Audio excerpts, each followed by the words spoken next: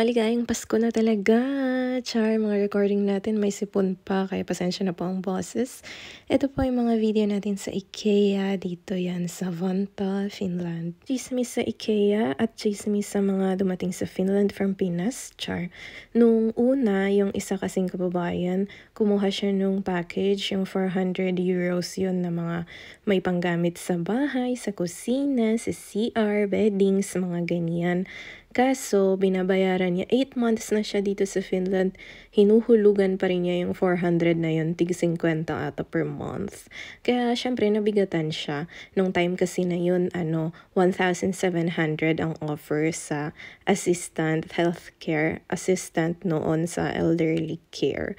Ngayon, sa mga kararating ngayong 2023, ganun pa rin yung offer ng same agency. Yung Topmake to at Silk Road kapag nanggaling Philippines, or yung mga Pinoy na galing Middle East na pumunta dito sa Finland. Bakit mo kasi kukunin yung 400 euros na package na yun?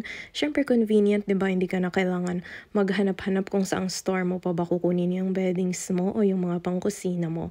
Pero yung iba naman, kung medyo malapit naman at kaya nilang pagtiisan na kolektahin DIY, do it yourself, why not, diba? Parang yung kakilala namin na bibili ka nilang sa mga second-hand shops. Ikaw yung mag-iipon, maghahakot.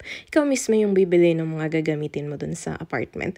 Kasi po, kapag lilipat ka sa isang apartment dito sa Finland, wala naman siyang laman. Siyempre, meron na rin yung oven, stove, ref, ganyan. May mga cabinets. Pero yung mga beddings, mga higaan, mga pangkusina, malabo na may laman yung apartment kapag car-rent mo pa lang. Kaya ikaw talaga yung bibili ng mga gamit na yun. Mas tipid din in a way kung hindi ka masyadong mamamasahe at hindi ka magbabayad ng magde-deliver ng mga gamit mo, 'di ba? Kung hindi mo nga kinuha yung package. Mas mahal siguro kung yung package. Pero kung may pera ka, why not? At kung afford nung binaon mo na pera sa pagpunta sa Finland, yung pagbili ng package na yon na cash mong babayaran, or hindi ko kasi alam, siguro yung nila ngayon hulugan din. Char, wala kasi akong kilalang kumuha ng package. May mga natanong ako na kukunin daw nila yung 400. Pero hindi ko pa alam kung paano yung bayaran. Yung mga natanong ko kasi hindi daw nila kukunin. Kaya yun yung masishare ko sa IKEA kasi yun yung starting na video natin. Ayan, na-share ko na yung mga kararating, tsaka yung isang kakilala ko nga na dumating nung 2014 naman yun sa Finland. Ako nung 2015, pagdating ko, hindi naman ako in-offer nung package na yun ng IKEA. Kasi pagdating ko, pinalitan ko lang naman yung Pinoy na nakatira dun sa apartment. Iniwan niya yung iba niyang mga gamit kasi yung lilipatan niya may mga gamit na rin doon. O diba, napaka-generous nilang mga kababayan. Tapos yung ibang mga kababayan din doon, kahit nasa probinsya kami, marami na rin silang mga gamit. Ang totoo, walang washing machine doon sa apartment ko, pero nakikilaba ako doon sa apartment ng girls, tsaka apartment ng boys.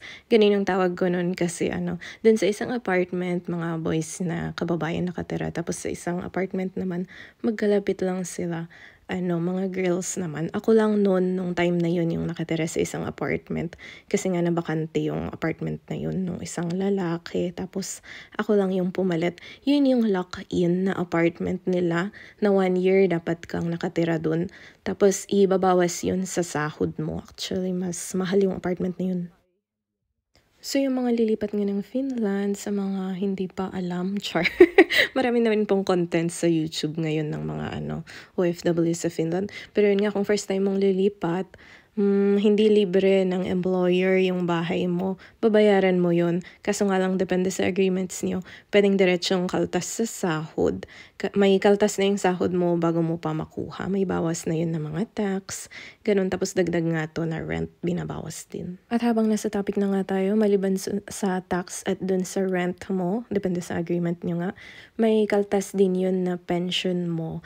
At syempre, kung nag-member ka ng union ng mga manggagawa, automatic din yun na ibabawas sa sweldo mo per month. At magkano ba kasi yung sahod? Nung panahon namin, mga 2014, 2015, ito, nung nagsimula kami at walang experience na considered. Kahit yung mga naka-experience na ng nursing jobs sa ibang bansa, hindi yun kinonsider. So parang starting kaming lahat, ang offer sa amin ay 1,700 euros per month. Ngayon, abot 2K na yon sa same na work. 2K na siya per month. Hindi natin alam yung exact, mga around doon.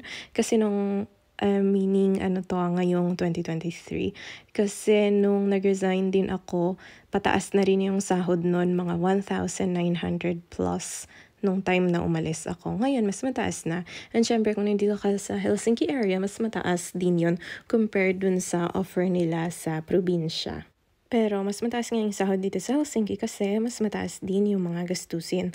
Lalo na yung mga upa ng apartment na mas mahal, na mas malayong mas mahal kesa kapag nakatira ka sa probinsya. And reminder din po pala yun kahit mga nurses na nagaling sa Pinas, meaning may license na ng PRC, hindi po sila straight na mag-work as nurses dito sa Finland. Kailangan pa rin nilang mag-aral or ipadaan sa Valvira yung kanilang papers at mag-aral ng mga modules, mag-duty pa rin, mga ganyan, para magkaroon sila ng paper na pwede silang mag-work as nurses dito sa Finland. Kasi wala po tayong agreement sa Finland government na pwede tayong pumunta dito at mag-work tayo na diretso as nurses kapag galing kang Pinas or galing ka abroad na outside ng EU. Ayun na parang na naman nating voice over ng mga nursing jobs dito sa Finland, lalo na yung mga galing Pinas and galing sa same agency. Kasi syempre yun yung mga alam natin, yung experience natin, yun yung mga natanong natin kahit yung mga pinaka-recent, mga dumating ng December 2023 dito sa Finland. Meron din tayong content nun ng mga cleaners naman na galing din Philippines. Patingin yung ating mga previews, uploads, mga cleaners naman sila and different agencies sa pinagdaanan ko. Maganda nga yung pinagdaanan nila dun sa Giga kasi hindi sila nagbayad ng pamasahe, hindi rin sila nagbayad ng pang-visa. Pero medyo strict ata yung experience na tinitingnan. Silang mga nakarating dito parang 5 to 10 years talaga yung experience nila sa hospitality work and sa cleaning bago sila nakapunta dito sa Finland from Philippines. And paano nila nalaman yung mga work na yon at paano rin namin nalaman? Maliban sa akin kasi old-fashioned yung nakita ko noon na nakita ng nanay ng friend ko sa magazine. Sa newspaper talaga yung job ad namin. Pero yung mga iba na later na dumating, nalaman nila sa Facebook, sinearch nila. Yung iba talagang pumunta ng POEA o kung ano man yung pangalan ng POEA ngayon. Nakalimutan ko, pinalitan na daw, diba? Ayun, kasi medyo common din yun, recurring na mga tanong dun sa comments natin kung anong agency ba ang ginamit nating papuntang Finland. Top make po, top na taas, pinakataas, tuktok, make nagagawa, top make, char. Or search niyo talaga yung mga authorized na mga agency, mga may license sa POEA website, diba? Or punta kayo sa office. Pero kung tinatanong niyo kung talagang nakapagpadala na yung top make dito, and unpaid po ito, yes, 10 years na po silang nagpapadala sa Finland since 2013 nung batch 1 pa. Hindi ako batch 1 ha, batch 4 ako. Yung mga dumating na minute namin nung December something, early December, batch 71 na. O diba, over 30 years. Over 10 years, ganun na kadami yung batches na sinend nila dito. And by batch, ibig kong sabihin kasi sabay-sabay silang nag-aral ng Finnish noon sa Pinas. Yung amin face-to-face, tapos yung mga later na batches, online daw yung training nila. Pero, hindi naman siya yung first na agency na nagpadala. Before nun, meron ding agency dun sa Manila siya mismo, Optim, ganon, na nagpadala rin ng mga Pinoy nurses dito. So, hindi siya yung pinaka-first talaga. Marami na rin ngayon, mga bago, pwede niyong i-search, ganon. Salamat po sa panonood ng mga video natin and pictures dito sa Finland ngayong December 2023. And yung mga voiceover natin, mga kwento-kwento ng mga pagdating sa Finland ng mga Pinoy. Naikwento lang ulit natin kasi may dumating ngayong December 2023 lang from Pinas. Fresh from Pinas. Thank you so much!